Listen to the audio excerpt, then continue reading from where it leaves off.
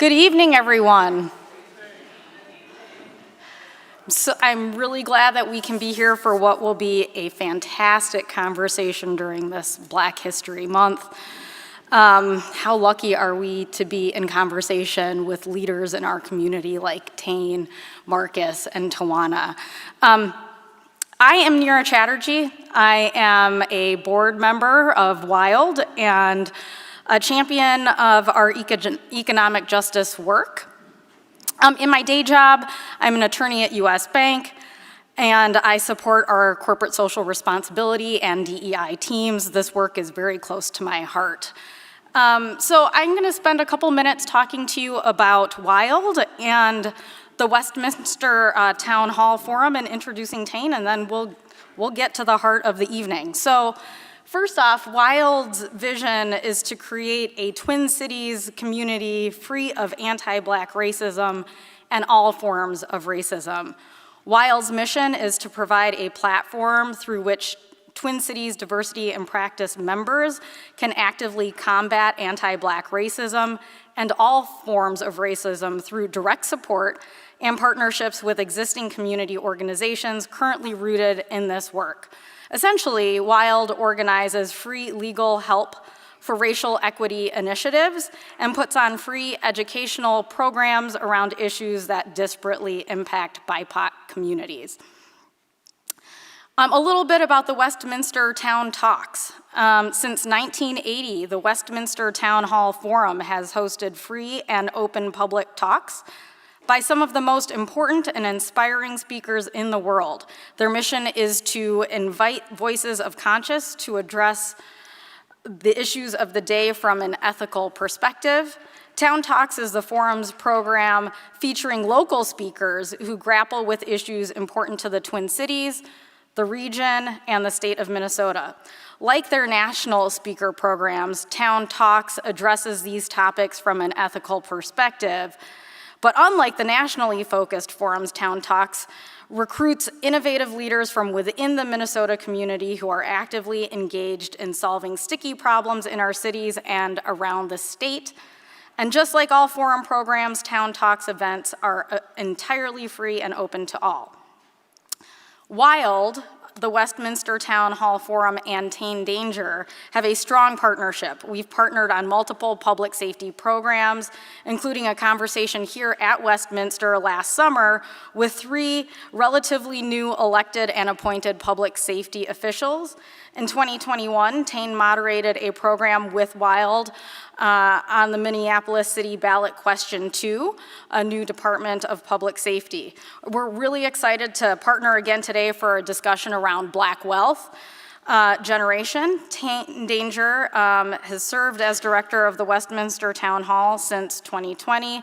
In addition to his work with the forum and as an event conversation host, he regularly teaches and does workshops on better dialogue and collaboration through improv.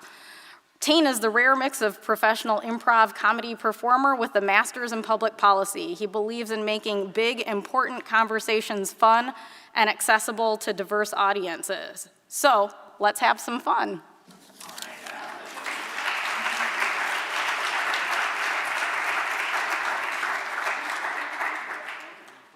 Hi, everybody. I am so excited to have you all here at Westminster. Thank you so much for joining us.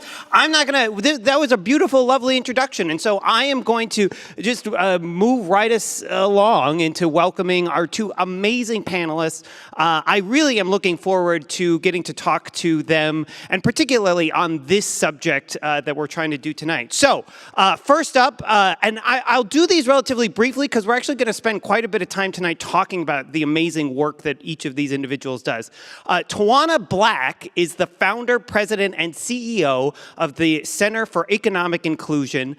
That organization has been working with literally tens of thousands of business leaders, philanthropists, community leaders, government folks for since 2017. Thank you very much. 2017, both here in Minnesota and increasingly all over the country.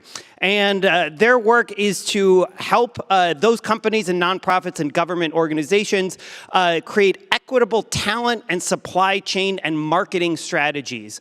Tawanna Black is one of the most amazing people I've ever met. She is a Bush Fellow. We were actually Bush Fellows together. The difference is that she went and made something of herself. So please, a big round of applause for Tawanna Black as she comes on up.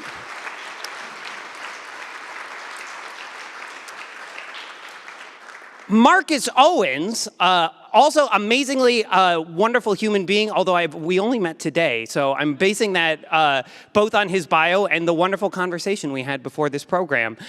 He's a social entrepreneur who's worked in corporate and nonprofit leadership roles. He spent a decade in the community development sector. He was the director of the African American Leadership Forum for many years, as well as the president and CEO of the Northside Economic Opportunity Network.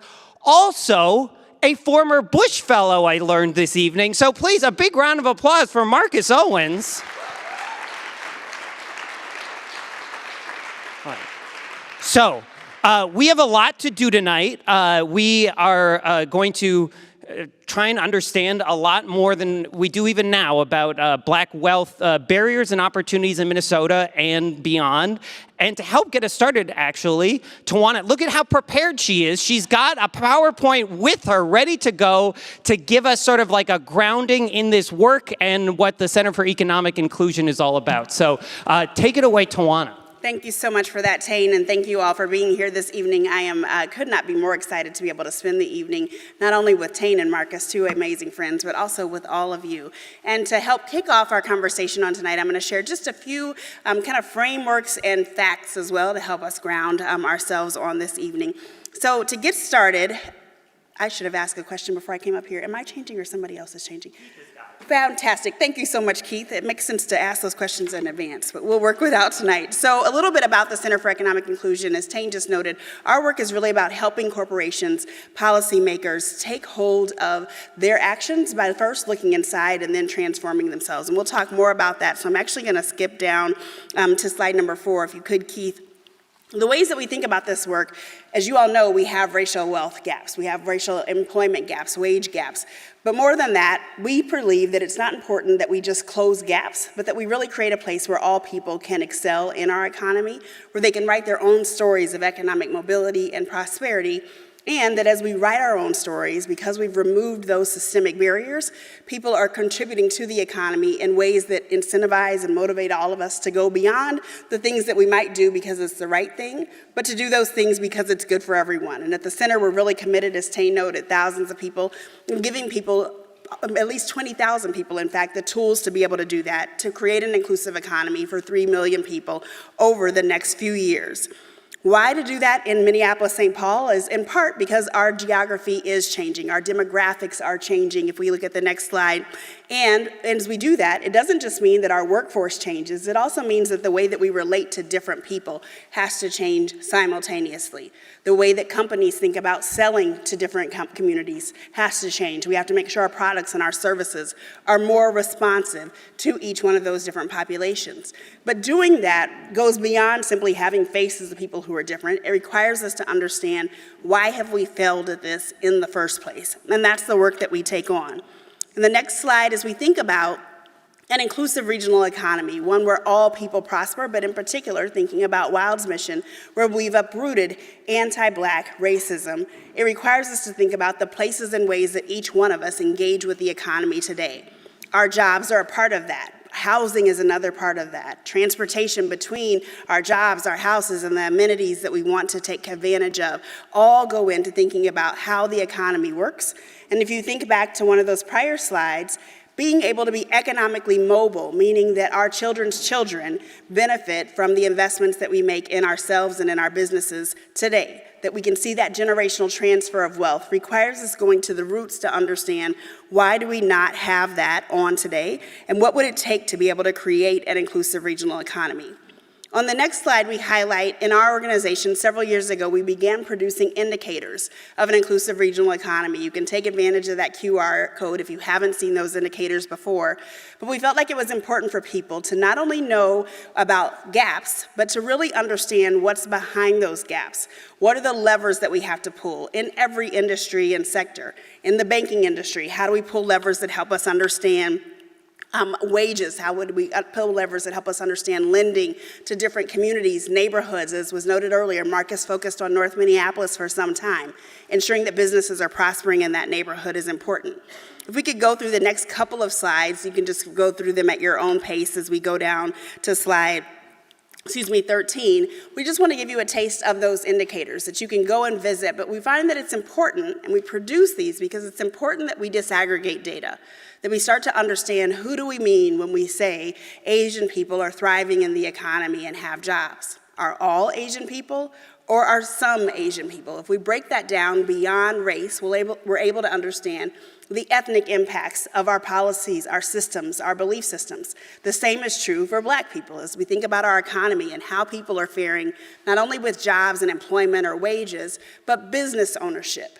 Thinking about our experience in lending practices that lead to business expansion and the creation of jobs. And more than that, what's our experience of racism in our community? Work done by APM Research that we note in the indicators found that a significant portion of people of color and a gross percentage of African Americans said, I do still experience racism in my community, in my workplace. I can see things that are happening where I can't trace a source for that beyond race. So it's important for us, as people who live in the same community, to have conversations that help us understand what that looks like. In our work, we also find it's important to invest in the capital that's required for businesses to be able to grow. If Black-owned businesses today earned revenue with on parity with their white-owned peers, more than $190 billion would come into our economy. Studies show, done by the Federal Reserve Bank, that much of the disparate impact isn't due to credit score, it isn't due to accomplishments within the business, but traces itself back to racism. That means when two people walk into a bank and seek a loan and provide their information, more often than not, white lenders are offered the capital that they need in excess of what they've actually asked for, and African American borrowers are offered capital at significantly lower than not only what they've asked for, but what they need and what statistics would suggest they deserve. That doesn't just hurt that business and the employees that they could hire, it harms our entire economy. We recognize the need to help us understand that in order to continue to move forward. To that end, we've been investing in Black and Latina and Indigenous-owned businesses throughout our region and proven, if you look at this slide here, through a model that focuses on ensuring that capital is available, that connections are available, that we're investing in the capacity of those businesses to serve our business community. We found in just investments made in 8 businesses last year, more than 15 jobs created by those businesses at jobs that pay more than $33 an hour.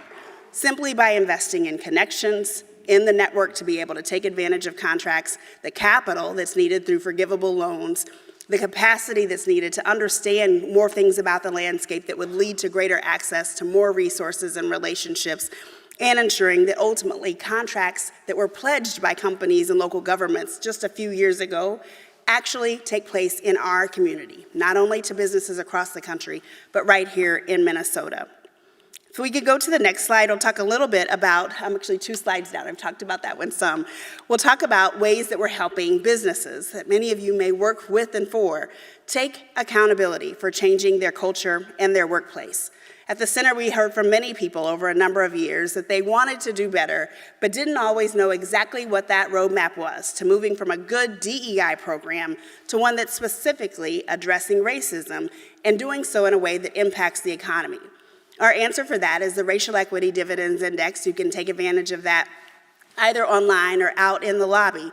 And it's a tool to be able to help businesses and local governments measure their impact. When we study this, we look at studies across the country that have been used to measure gender equity, LGBTQ equity and inclusion inside the workplace, disability equity and inclusion in the workplace, but race has been an area largely untapped. In order for us to take full advantage of the promise of America, we have to understand those policies and practices and behaviors that get in the way of systemic inclusion, of belonging in our workplaces. So far, to date, over 51 businesses in Minnesota have participated in the index since 2022, and these employers are important because they impact more than 200,000 employees. They impact consumers. You, based on being here, have told us that you care about anti-Black racism. Over 90% of Americans have said, my company needs to do better at this, and it's impacting how I choose where I work, where I purchase from. So these standards help businesses learn to take different actions in their work. 23 local governments, city and county governments, Met Council participated in the first public sector version of this.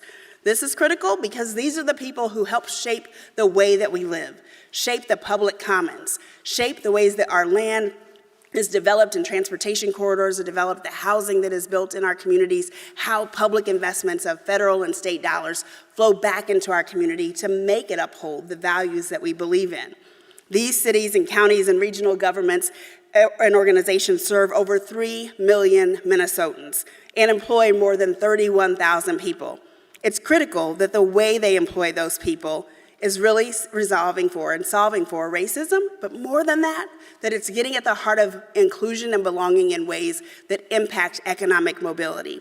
And that's the work that we do in this next slide by giving them several categories from leadership to hiring, retention, and advancement, procurement, philanthropy, and our public policies in the marketplace to understand how to take actions that truly will transform not only the workplace, but also our communities. Lastly, I remind us of the chilling effect that we're experiencing all across the country right now.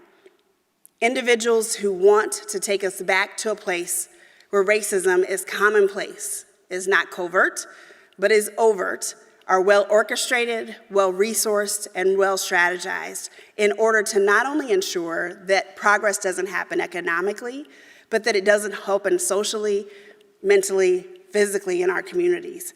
And that means that organizations like W.I.L.D and others who are gathered here have to be not just as intentional, but even more intentional, even more resourced, even more powerful in order to ensure that the progress we have made, which isn't significant when we look at economics, but the progress we have made can be maintained and move forward. And that's the basis of the work that we're doing, and I look forward to that conversation with my colleagues right here today. Big round of applause.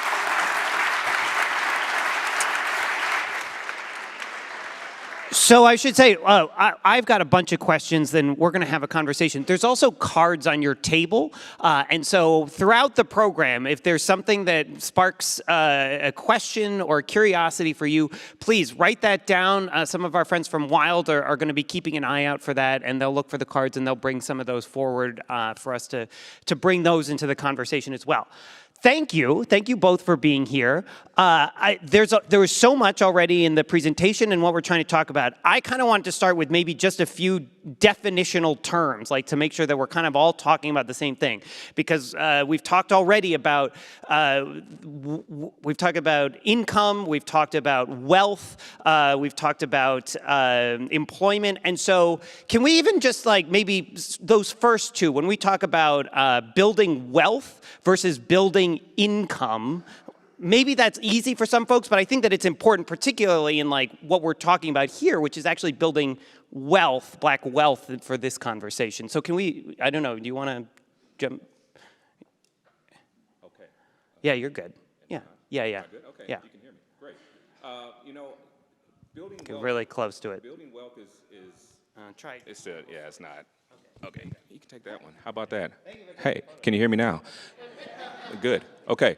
So building wealth is a big concept. It's not one-dimensional where you can just look at financial assets. Over the past decade or so, the work that I've done with communities in the Black community, particularly in North Minneapolis and across the Twin Cities here, is that wealth is much more broad.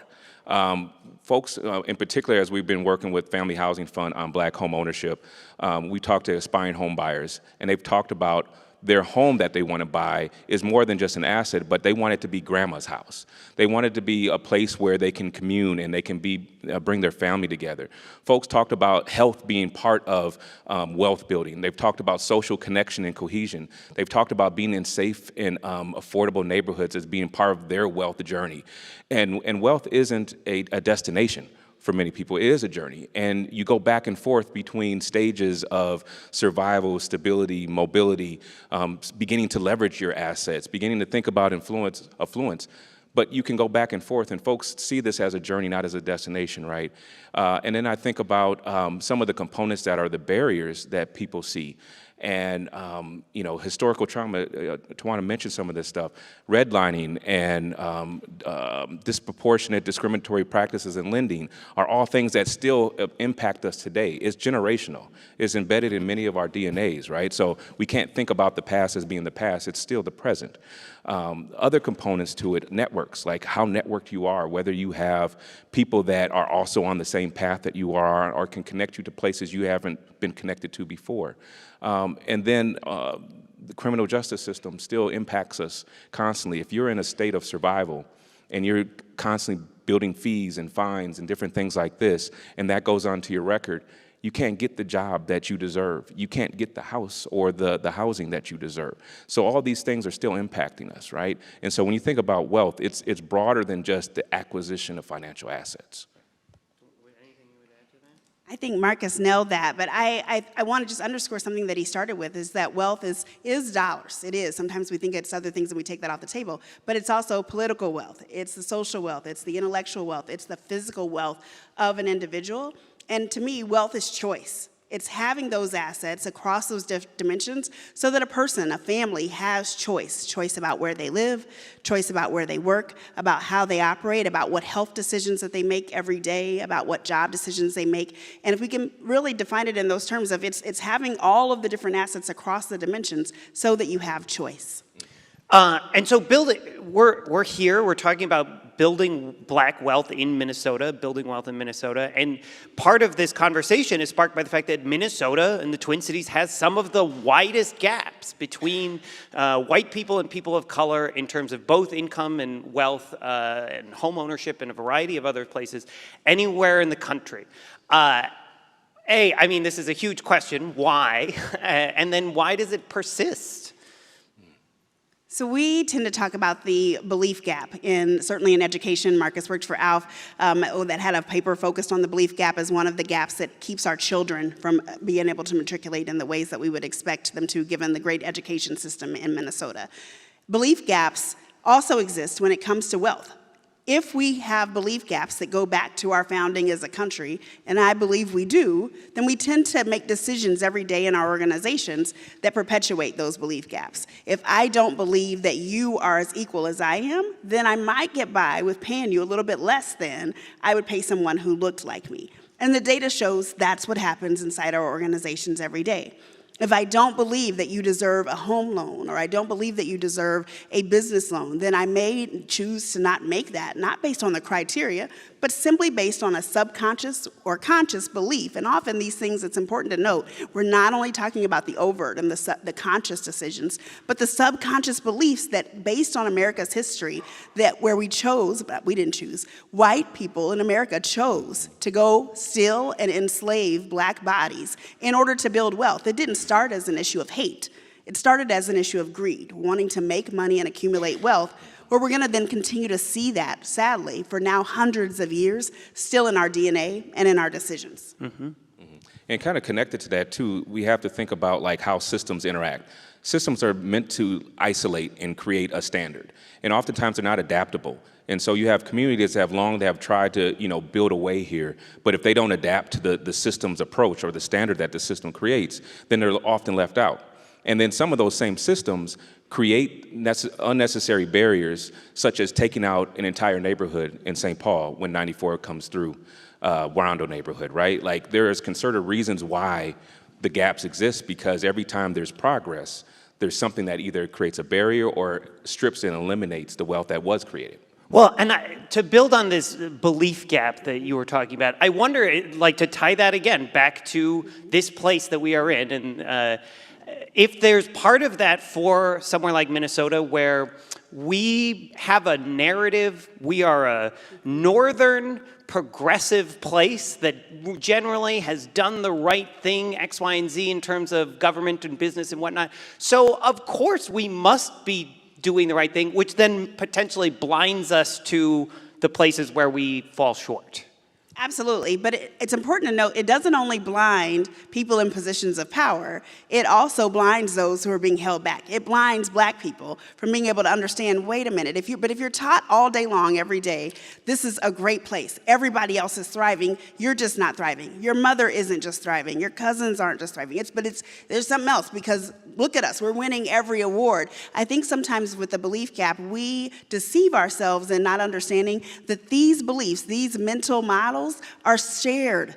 So then how I approach a job, how I approach education, how I approach my physician, and this has been proven time and time again by many outfits, is going to be limited with a different view, particularly in a place like Minnesota, where it is progressive, right? It feels like all people are welcome here. Maybe it's me that I just can't figure out how to navigate this system until I wake up to say, actually, the system is not broken. It's working exactly as it was designed to keep me in a place of believing I deserve less than, I'm capable of less than, and then I've got to work to overcome that. That's not an overnight step.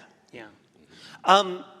The center has been around for 7 years now, and both in terms of this belief question, but then just in the work generally. I'm curious how that's grown, how you see it differently, the response that you get, how that's changed over that time. Excellent question. I think there are cycles and flows, right? I would say right now, many people are asking us, well, Tawanna, well, CEI, are companies pulling back? Are they going back from the urgency that arose after George Floyd was murdered and throughout COVID, when we suddenly realized, wait, are we all actually in the same boat? Because we're all struggling at home, right? To be able to not only provide, but to make it while educating children and working. What we'd say is that, yes, we've taken some steps back, but they're not back to a new place. They're back to where we were. So when the center was founded, it was really under this notion that companies aspired to do the right thing and yet had proven time and time again, not so. Our results, our data shows, not just the centers, but across the nation, that Minnesota is failing in this way. But not failing despite programs, not failing, or without programs, I should say, but failing despite programs, despite initiatives, despite dollars, which meant we had to go deeper in the DNA. I'd say today, I referenced the index earlier, we do see a number of people and leaders and companies who are saying, we've got to change this around, but it's a slow turn, and that's where I'd emphasize again, we have to be more accelerated, more aggressive in our efforts if we truly want to have the next generation with a different experience. Yeah. I mean, Marcus, you define yourself social entrepreneur, and I'm curious how that has intersected with this work, right? That role in our community. Yeah, so quick social entrepreneur definition, right? I'm really someone that's looking for opportunities to create social impact and not necessarily focus on the bottom line components, right? And so many of us here, if you're thinking about creating social change, you're a social entrepreneur as well. So accept that title, take it, you can put it on your LinkedIn, whatever you need to do. But ultimately, we're looking to use the same strategies that business would use, such if you think about sectors such as climate, resilience, or healthcare, or education, like they're taking innovative and rigorous approaches to solving some of these problems. We have to do the same thing for racial equity, right? And so when I think about my career, when I think about the last 10 years of doing this work, it's about building institutions. How do you go into an institution, develop the necessary resources and infrastructure so that it can endure and be at the community level and at the system level, because we need different players at different places doing the work, right? And so now, you know, as I'm developing a consultancy practice, I get to work with multiple organizations. I get to work with nonprofits and small businesses that are on the community level and help them develop their infrastructure.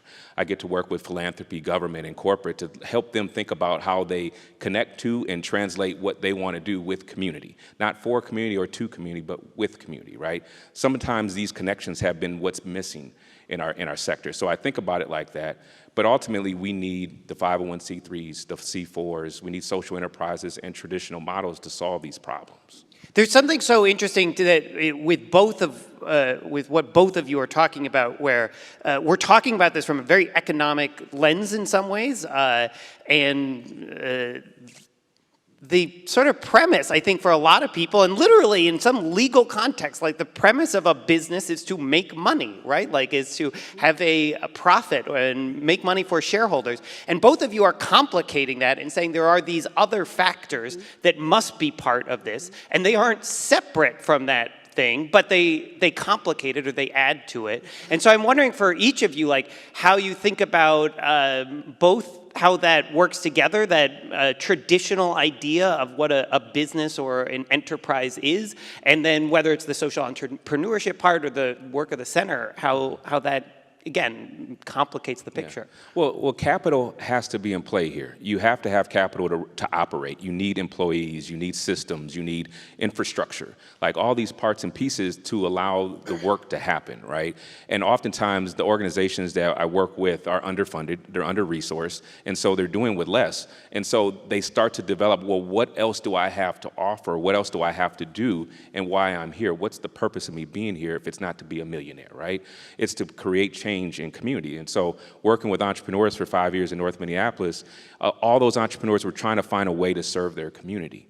They wanted to be the barber or open the restaurant or open the cleaning business that they could do within their community because they knew their community needed that. And so oftentimes these small businesses become refuge for community members. They become center places. They become places that are hubs. And so they're making profit or they're doing things to make profit, but they're also thinking about all the other things that they can do. And I think that's just embedded in the African American community is that we're a collective. We're thinking about each other and not the individual or the American way of pull yourself up by your bootstraps and create your own individual path. It's like, do that, but do it in a way that's in a collective with other people, because now I feel like I'm feeling purpose. I'm reaching those higher levels of attainment for myself. But it's more than just money. Like money has to be a part of it, but we have to invert the equation where money's just an input, not an output. Great perspective, Marcus. I think it's also important for us to go back in history. So often in our communities, we see a program of NEON, for instance, a program that's designed to be able to help spur economic growth. We see a program focused on jobs, and we think, okay, that's new. Introduce Black people to that way of operating. In reality, that is the way that Black Americans have operated from day one. So whether first being stolen from our native land and brought here, where women buried seeds from their native country in their hair in order to be able to come here and plant those seeds such that we have vegetables we would not have otherwise had on American soil, right? Entrepreneurship, innovation, but doing so with the lens of, I actually have no idea where I'm going. I need to be sure not just I can eat, but my family can eat, right? So that lens for it.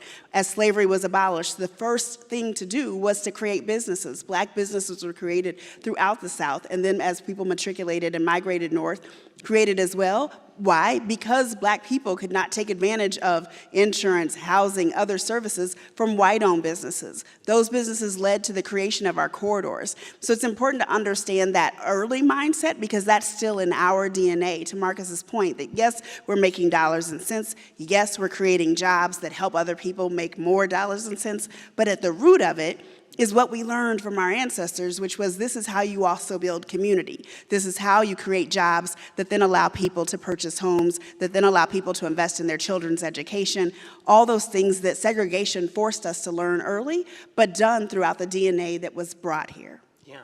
Thank you folks who are submitting questions from the audience. And we got one, and I think that it's very much tied to this. It kind of brings us very much into the present from this big historical perspective. But the person is asking, how do we overcome the mountains of paperwork which are required by law to start businesses, get a loan, and do a lot of the entrepreneurship or expanding of an organization that we're talking about here? That's kind of, again, making it very practical in some ways to today, what we're talking about. Yeah, that's a great question. And I think the essence of it is that the systems has tried to make it difficult for you to start a business, to be in commerce. And there's some things that are necessary so that you know that people are in good standing and are doing right by communities that they're doing business in. That makes a lot of sense. But how do you start to remove barriers? How do you create hubs where people that want to start businesses can go get what they need and then start their business, because it's really about the business, it's not about the paperwork, right? And so organizations such as NEON, such as META, such as the Black Chamber are helping businesses day in and day out create those pathways so that they can eliminate those barriers and streamline a lot of work that needs to be done. And oftentimes, they're just touching the surface of the potential of the businesses that are out there. We did a survey when I was at Neon, and we were working with META and others. We surveyed 500 BIPOC businesses in Minnesota, across the state. And of the 500, only 10% knew who we were. So it's like, how do you think about, like, people are out there trying to start businesses every day, but how do you create the access points so that these hubs actually can do what they're meant to do? And that's to remove those barriers. It's to streamline and create opportunities so folks can go out and do their brilliant ideas or their ways to create opportunities for other people in the community by hiring them and things like that. Yeah, I mean, I'll go out on a limb here, and you all tell me if you concur or, like, push back on this, but I'm wondering if part of what we're getting at here is that opening that up sometimes is not about creating a new program or a new system. It's actually about pulling back or, like, opening up a space that kind of, there's already energy and there's already people there. And our brains, I think, automatically go to, like, oh, well, you got to create some sort of, like, system or program or government agency to do this. But I think that what we're saying here is, well, maybe, but maybe not. Yeah, I would echo that. In Minnesota, there are more than 15,000 medical companies. 15,000 medical companies in Minnesota. And yet, if Marcus and I were to go open a business that sounded even remarkably similar tomorrow, not only would white people say, well, my God, why'd they do that? Shouldn't one of them just go work for the other one? But black people would too. Again, back to that belief system. But in Minnesota, we've decided we are going to be the capital of innovation in the medical field. We're going to be that capital for it, not only in direct service care, but in medical technology, in a number of different other arenas. And we take pride in that because we recognize it can create jobs, it can create revenue that doesn't only come from Minnesotans, but from all across the country. We have to be able to think the same way here. I think that question that you ask around the paperwork is an important one, but I find having opened a corporation, an LLC, and a nonprofit while living in Minnesota, it's less a barrier about the paperwork and the bundles required to start a business and more about what's required to scale that business, to become certified, to operate within a supply chain, to be able to go from one company to the next company to the next company if you're B2B, and be able to navigate that. It's the zoning paperwork if you're trying to open up an actual storefront in a business and understanding, wait, I'd like to purchase this property, but all of the hoops I've got to go through and the length of time it takes to get through them is precluding me from being able to open that business and operate. Those are places where we've got to get more intentional and then more intentional about capital. Dollar flows into every business that exists today. Every business from somewhere, whether that is seed capital from a family that's been able to build wealth because of, most often, our communities, and not just in Minnesota, but across the nation, racism within those systems, or it's investor capital from a number of different individuals or institutions, but our ability to continue to seed businesses that are owned by black people so that they do scale to having a significant number of employees and are able to continue to participate in the economy, that's where we've been lax. That's where we've said it's risky, but the data proves our businesses outperform the mainstream business. And so it's not about risk. On paper, it's not about dollars and cents risk. It's about a mental risk of what will happen when these businesses thrive. You referenced this in the opening presentation, but the center does a lot of work around investing in Black and Latina women-owned businesses. And it's a very interesting thing because you're working on two sides of this. You're both investing in those businesses, but then also trying to get them into the supply chains of some of these other. Can you just talk about what that model is and sort of how that works a little bit more? So to your point, it's not our typical side of the equation.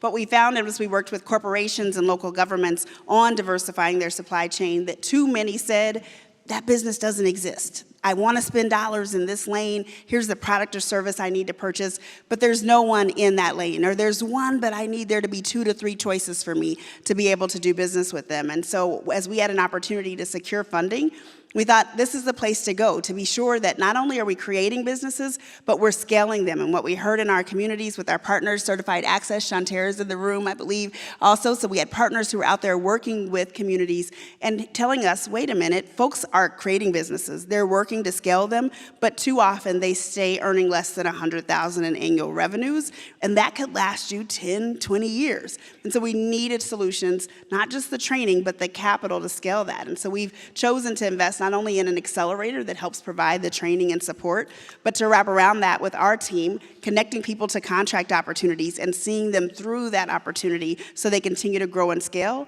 And then doing forgivable loans that range between $25,000 to $500,000 into a business so that they're getting the resources they need. Sometimes to stay between a contract, you go for that RFP, but you've got to have staff to win it.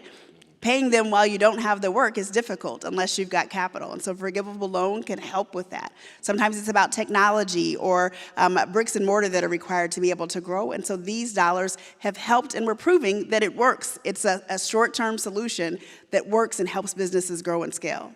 Am I correct? There's been some legal challenges to programs like this, not your program explicitly, but since we have, I know, several lawyers in the room, can you talk a little bit about what those legal challenges have been, and then sort of like how you fight back against that, or Yeah, absolutely. I think it couldn't be more important for an audience like this to understand the challenges that exist, certainly for those who have actually filed lawsuits, but for any of us who have been intentional in using data that tells us these are the populations we should be focused on and investing in, and then having people who oppose that and say, wait a minute, I'm going to sue you. And I would argue that most of the lawsuits that we see, not only against the Fearless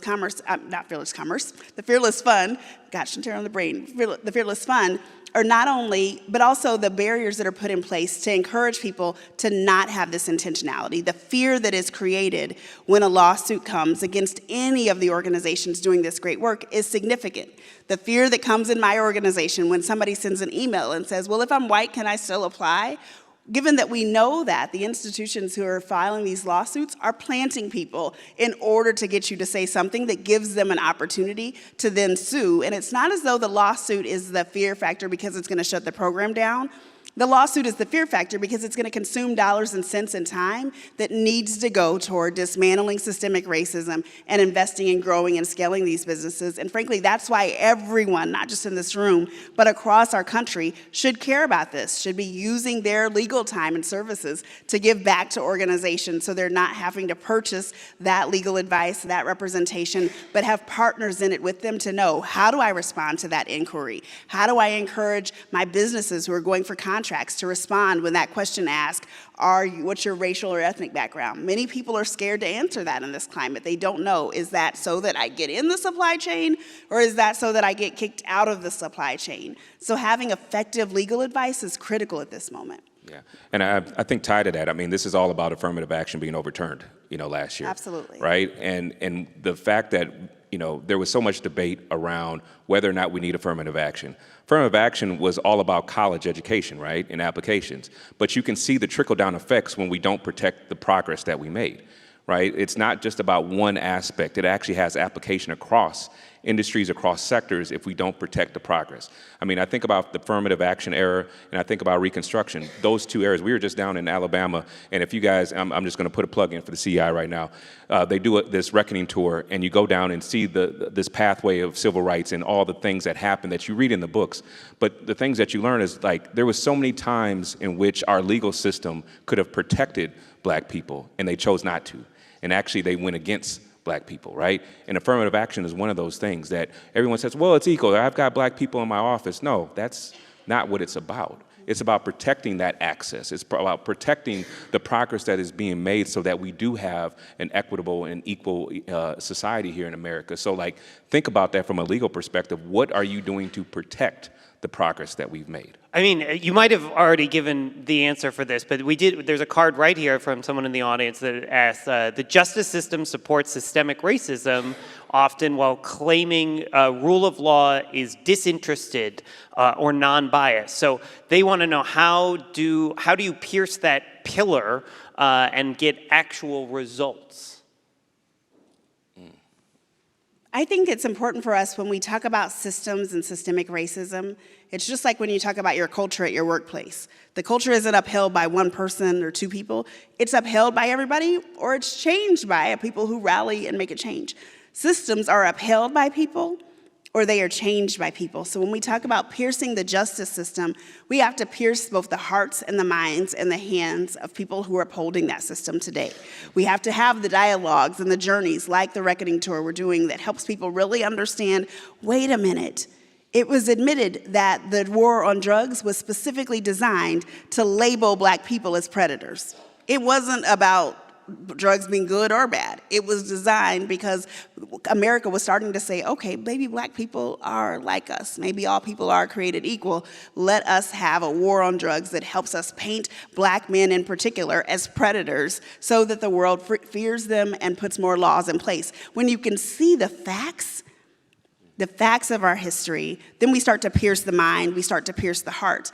Then we have to equip people with, okay, what is the alternative? And what are we leaving on the table while we don't? I'd love it if people would make these changes just because of the heart.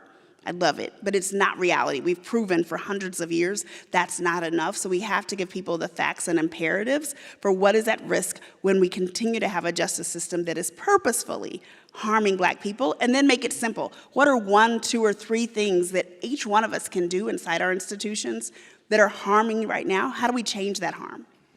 Yeah, and kind of connected to that, so we've done some work with an initiative called Rooted to Last, and we've laid out this framework that kind of identifies these 3 levers of power, whereas individual power, when that individual power starts to collect with others, they start to develop practices. Those practices, after time, are embedded to become policy, right? And it's this vicious cycle. And there's states of being where if you're aware, you start to analyze, you start to take action, and then you start to be accountable, you can start to shift that, right? And so those mental models, those things that are imperfect about our systems have to be brought to light. They have to be analyzed, but we have to take action. We can't just keep going back and forth between awareness and analysis, awareness and analysis. We have to take action and then have to be accountable. Because if we're accountable, we can start to take that power and start to shift those practices and shift policy that we can begin again to protect so that we can keep going through this cycle so that we, start to shift the way that the system works for all of us. And I think one of the things I hear you both saying is that this can't be one sector's job, right? And again, I think that that's something that we can all easily fall into where we think, oh, well, this is a legal problem. And so if we do the right lawsuit, we'll figure this out. Or it's a government problem. So if we pass the right law, we'll figure it out. But what I'm hearing you all say is this is those plus a culture problem, plus a history problem, plus just how do we interact with one another is individuals problem. Mm-hmm. Absolutely, absolutely. To that point of connecting the dots, I think it's important that we give people the tools to know that it takes all that undoing. Before you can build a new system, we've got to undo the current system. So a legal community comes in play there to be able to identify, oh, this is the law. I've had attempts happen with the center, and I'm able to send it to my attorneys, and you're able to pull that back for me and say, no, point 1, point 2, point 3. Well, the more keenly aware you are of that, then you're not just solving for the Center for Economic Inclusion. You start to look for, wait a minute, where's this bias built into every law? Where is it built into the system? And what onus do I take to undo that while also making people more aware of it? I was actually just happened to be, I'm going to pull it since we talked about various different sectors that are involved with this. We've talked about legal sector. We were also referencing government, which I know both of you have intersected with in different ways. I was talking with someone today who works in government somewhere here in Minnesota, and they were very excited about this program. They might be watching the live stream right now because they're like, we talk about this a lot when we are trying to figure out how to do projects right. When we are talking about making an investment in some infrastructure project in a new community or in a place. And they said that they hear this, exact kind of thing where they hear folks say, they get nervous about oh, you're going to do an investment in my community? Does that mean that you're going to make it so I won't be able to afford living in my community anymore? Will this displace me? Will this create gentrification? And so, I don't know, I know you've done a lot of work in the Northside, and I'm curious how you think about how government does things like investment, whether that's in, housing, business, transportation, whatever it is, and if there's sort of best practices for doing it right. Best practices. That's interesting. It's hard because government historically does not have a really good relationship with community. particularly in the Black community, North Minneapolis, there's always something happening that the community feels like they have to defend themselves for, right? Right now, the Blue Line is the biggest thing. And the Blue Line, this is rapid transit, light rail, and it's been on debate for the last 10 or 15 years now around where this is going to go. And everyone thought it was settled where it was going to go, and after much engagement and much back and forth, we felt like it was settled, but then it wasn't, and then it came back. And decisions started to happen really fast, and I know folks in the county that they felt like they went out and they had sessions and they did focus groups and things like that, but it's not touching the masses of folks in community. And so their natural stance is defensive because it's happened before. You've put 94 through St. Paul and also the north side. You've separated us from the river. You've created 100. Now we're separated from the west side. You've actually put North Minneapolis on an island, literal concrete island, because of decisions that government's made. So anytime government comes in to try to engage, and they try to do it with folks that may have come from the community, but it's too late and too little. So how do we think about relationships with community well in advance of decisions and bringing them into the processes so that they can be more civically engaged? Now, civic engagement, though, is tied to your economic opportunity. If you're still in survival and you're not even into stability, you're not civically engaged. You're just trying to put food on the table, right? So all of this stuff is connected. So yes, folks want to make change. Yep, this is going to enhance your community. But to that question, is this going to push me out now? Yeah. Is this going to look different? Because I'm comfortable with what I have right now, even though I want more. But I want to be a part of that change and give me an opportunity ahead of it. I totally hear that, and I just as you said, like that is one example where that project has been in limbo for 10 to 15 years. And so I hear that, and you want to do it. That's why I asked about trying to do it right, because you also, I think, don't want to end up in the other space where you get paralyzed, where like there's no way to do this right, and so then you don't do anything. That seems wrong too. Yeah, you really, it's investing in not just in government engagement, but how do you find the organizations and the people that are engaging in community daily and bringing them into the fold so that they can have real conversations together about what they want to see in their communities, right? And so, for instance, there's a group of business owners on West Broadway right now that they want to see it because they feel like this is an opportunity for them, but their voices have been drowned out. And so looking for ways outside of government, outside of your corporations, to partner with organizations such as CEI and others that already have those relationships established. And then they can start to bring these stories and these narratives in a way that can actually bring truth, but also bring confidence in what could be possible if we actually look at what it could come out of this. If I could, I think one of the other opportunities we have here, and you asked for best practices, if you look at our public sector index report, you'll find the standards that we offer to local governments. But often what I say to people who are stuck here is, do what you do for white communities and neighborhoods, but with a lens for the wealth that has already been extracted out of this Black community or neighborhood. Often, too often, we see planners, where I started my career, economic developers, where I spent another part of it, spending too much time dancing on tiptoes and throwing all of the rules in the playbook out the window. So then, to your point of how it's been 10 to 15 years, why? Development occurs in other neighborhoods on a much faster track. I'm not saying there aren't some times where projects last a long time, but often we're not having to engage people for 15 years, and hello, we still won't break ground for many more to come. Not understanding the trauma that comes along with that, the economic planning, right, the speculation around properties and how those go up or down so that community members can build wealth is irrational for us not to consider those things when we're planning, and then not to apply proper planning principles, proper economic development principles, neighborhood development principles to that. I led at one point in my career a public-private partnership redeveloping a neighborhood in another city. I was amazed, and it's part of what made me believe I could create the center, and needed to, at how much we developed in 3 years. 30 new small businesses, more than 400 million of mixed-use development, totally changing around one-way streets to two-way in 3 years after a 2-year planning process.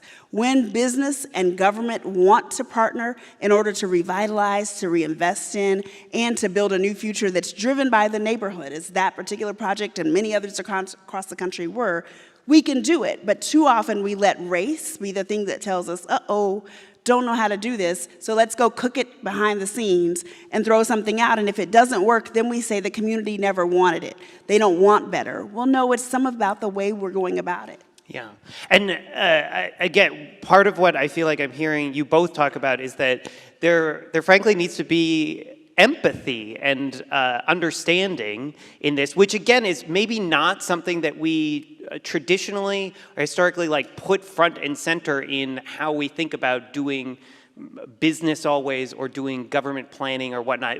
I'm sure some folks would push back and say, I've been a government planner who's been empathetic my whole life. I know you are all out there, but you're saying like that has to be a systemic thing, that is how you approach a lot of this. Yeah, we have to want trust, right?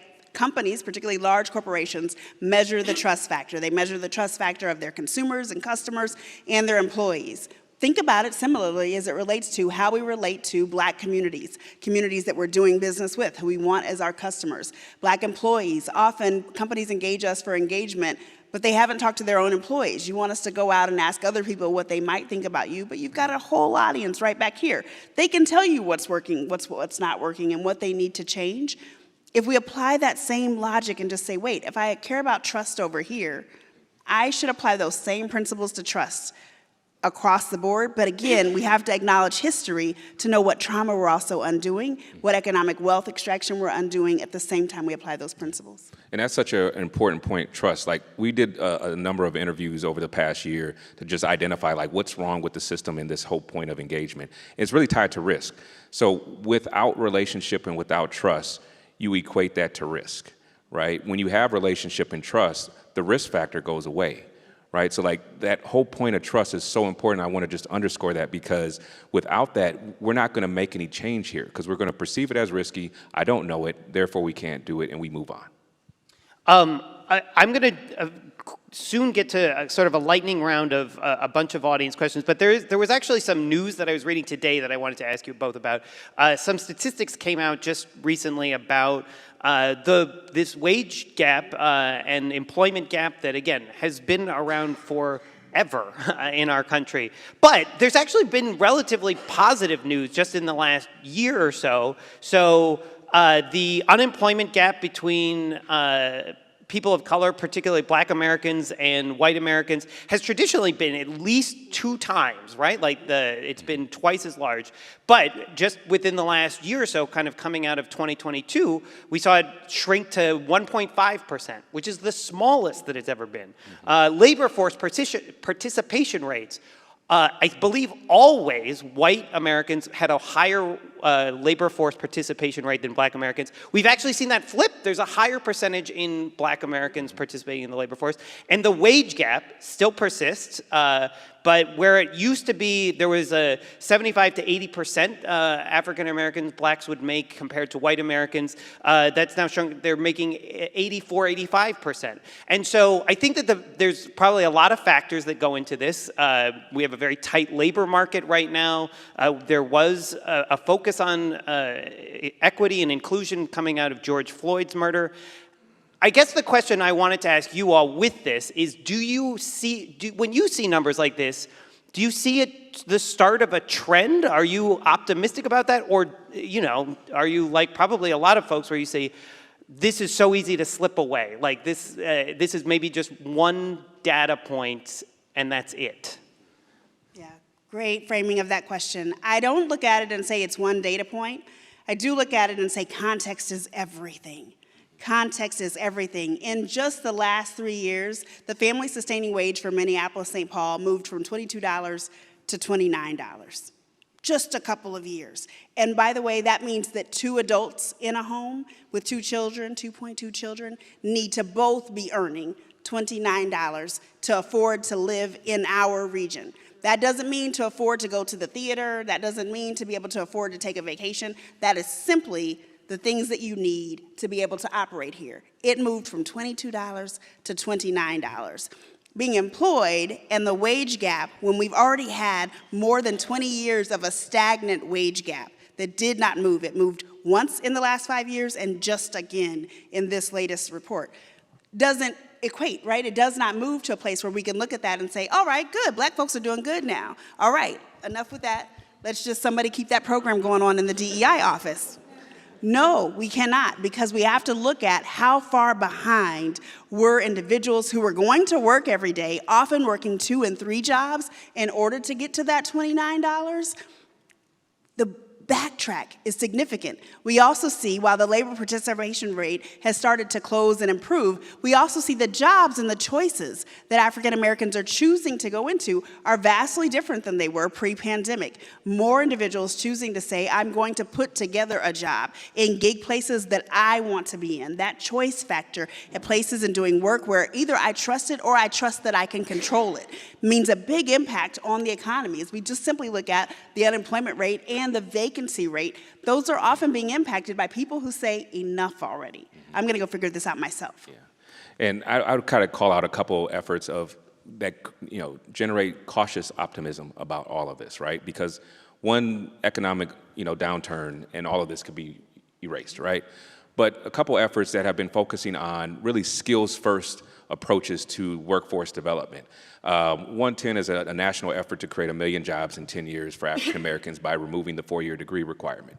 There's many jobs in many corporations and many companies right now that require you to have a 4-year degree that, from a job duty perspective, does not require you to have a 4-year degree. But yet it's on there, and it was on there to create a barrier, to create a fence between opportunity for someone that may have started to build skills and build experience, maybe in a non-exempt role or in a role that was hourly, but now they're ready for that next leap, but they couldn't do it because they didn't have the 4-year degree, right? And so this skills-first approach is something that I think, if we can get some legs, could actually create some potential pathways. The problem, though, that we're having, and this for the lawyers that are in employee relations, when you're trying to rewrite those job descriptions, what is the hesitation? What are ways in which you can change the status quo and actually help that company? So with the effort, we got a lot of companies to work on that across the country and even here in the Twin Cities, but even still, we were getting job descriptions that come back that said, maybe a 4-year degree would be great. Or, yeah, a 4-year degree or equivalent, experience. And what does equivalent experience actually mean if you don't call it out, right? And so I think that's one strategy. And then the Minnesota Network for Apprenticeship Network that's ran by Aisha McKenzie Collins over at Greater MSP is another great opportunity where folks are looking at the 2-year degree or the associate's degree as a pathway to an apprenticeship that is a pathway to a full-time job. Aon, Accenture, Cargill are all companies that have been piloting these apprenticeship programs where if someone lasts for a whole year and progresses on in that position, they're now qualified for all jobs that require a 4-year degree. So I think this is things that give me hope, but it's still inching away if we don't start to actually change some of those practices inside of our companies. I want to underscore just the importance of the apprenticeship piece. In Minnesota, 11% of all African Americans are working in home health care aid jobs. Wow. 11%. I heard some ums, so that means you know what those roles pay. And you know that people are having to do 2 or 3 of those roles in order to not again thrive, but just to be able to survive. While we've had numerous workforce development efforts in our region over a number of years that were built to help employers start to career track people up, we find, Indeed published the report on this just a couple of years ago, sadly, that 11% are stuck. They don't have the flexibility, the work benefits, the community supports, and the encouragement of employers to move up that economic track. That's too many people in our state, and that's just one career track, but it's an important one, with 11% of African Americans in our state that has to be transformed. And things like the apprenticeships, things like employers saying, wait a minute, I've got some onus here. What training can I bring in over lunch hours? What training can I bring in immediately after the job? How do I make sure that the job is on a transit route, right? Those simple things that we can start to add that go beyond wages and benefits, but that make a big difference in ensuring people are able to move up that economic ladder, which only helps fill gaps and vacancies that are stagnant in our state. Okay, I do have several questions from the audience I want to get to. One, and these, because they're from the audience, I have no idea if you know the answers to these. So what is being done to help Black farmers thrive? I don't know if either of you have intersected with the agricultural sector and particularly Black farmers. There's a little bit I would note. You mentioned Cargill earlier in your remarks, Marcus, as well. So I do know that organizations like that have some programs that are specifically working to think about the legal challenges that have come as attempts to bring funding to farmers from the USDA, and state programs have been, again, sued and then held up. There are efforts that are happening among corporations who depend on our farming community being thriving and being racially diverse. And those corporations are investing in both the talent, the tools and resources, and capital to be able to ensure that farmers overcome that, in particular Black farmers. Tawanna, you did a nice spot on WCCO TV just before this. Go home and watch the clip of it. It was great. But you mentioned in that you actually spent this morning reading to your child's class. And this question kind of teased that up. What do you believe the youth need to hear to overcome the belief gap? I'm going to give it to Marcus first, maybe. I'm going to give Tawanna a minute here with this. You know, I've worked with a lot of organizations that work with youth, and the youth tell them what they need. You have to start with asking the youth what they need, what they want, what they aspire to, and what's getting in their way, right? Oftentimes, as adults, we come down to them and say, this is what you need, this is what you have to do, this is where you're going. We don't give them the resources oftentimes. We don't give them the connections. We don't give them what they need to survive or move forward in their life. But starting with asking them, what is it that you need? How can I be a help for you? How can I walk side by side with you? I use the example when my kids were going to school, the principal talked about in elementary school, you're supposed to walk in front of them. When you get to middle school, you're supposed to walk aside of them. And when they get to high school, you walk behind them and you just make sure that they don't fall. Right? And like we have to use that metaphor because we're leaving our youth out of the conversation oftentimes that are about decisions about what's happening with them, whether it's in the school districts or it's in the school buildings. How are we bringing youth voice into what's impacting them? And how are we creating opportunities and pathways so that they can, self-determine where their path goes? I'm working with a couple organizations such as Appetite for Change right now, and we had a youth do a vision board for like where they want to go, and then they tell you and they show you what success looks like to them, and it's about being together. It's about determining their own pathways. It's around creating their own creative capital that they can offer to the world, and we just have to be mindful and listen to that. I think youth need the truth. To understand our history, as Marcus noted earlier, the tours that we do with adults, there are some districts who are doing tours like that and taking children from our community on tours to understand our history. And again, not just Black history, but America's history of policies and practices that have led us to this point. They need to understand that there was value. Black youth in particular need to understand there was value in the soil that we came from that continues to run through our veins. As I spoke and read at my children's school, my son's school this morning, I read Nicole Hannah-Jones. It's an excerpt from 1619 Project, Born on the Water. I was impressed by 2 classes of 5th graders who had phenomenal questions, not only about history, but also about how that ran into our current history. But the first question I received was from a young Black male who said, if Black lives matter, why were we put in slavery? I was so proud of him for being willing to ask that question in front of his peers who will be there left to question him long after I end a 30-minute reading moment. But I was more proud that that led to other questions from many other students in the room and trying to understand history that frankly is not taught accurately or fully in Minnesota schools so that they could then take different actions. The more we stop being scared of conversations with our kids thinking they don't know, because I can tell you I read my 5th graders' text messages and the racist statements, the derogatory slurs that are used by little 4th and 5th grade children is insane. That starts at home. We can't afford not to tell the truth to our children. We can't afford not to teach them not just the basics of treat everybody nice, but how to value skin color, how to value race, how to not say, oh, I look beyond it and I'm blind to it. No, understand where difference exists and find value in that. We've got to be much more honest because to Marcus's point, our youth know, whether they are young children like mine or they are children who are emerging into college and adulthood, they know what they need and want, but they also must be operating in a place where we're not scared to tell the truth.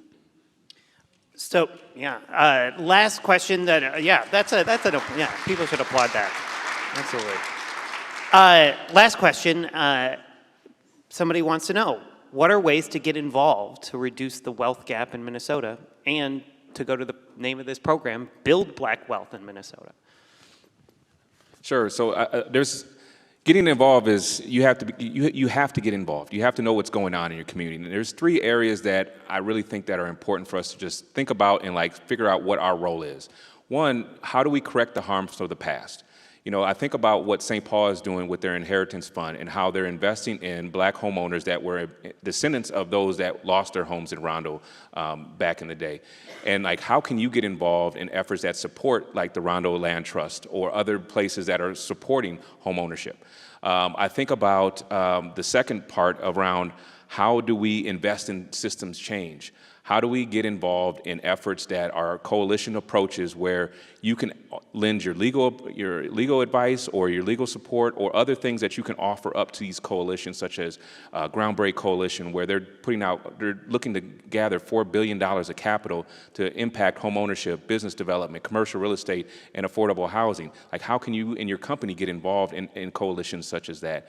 And then lastly, how do you protect the progress? I'm going to say that 3 more times: protect the progress, protect the progress, protect the progress. Use your minds and your positions to ensure that we're not going backwards in time, but we're going forwards, and we're protecting the things that we have that we can start to build on. Learn the things you don't know. Those places and conversations that start to make you feel uncomfortable because of a lack of knowledge, not because it isn't terrain that you should be working in.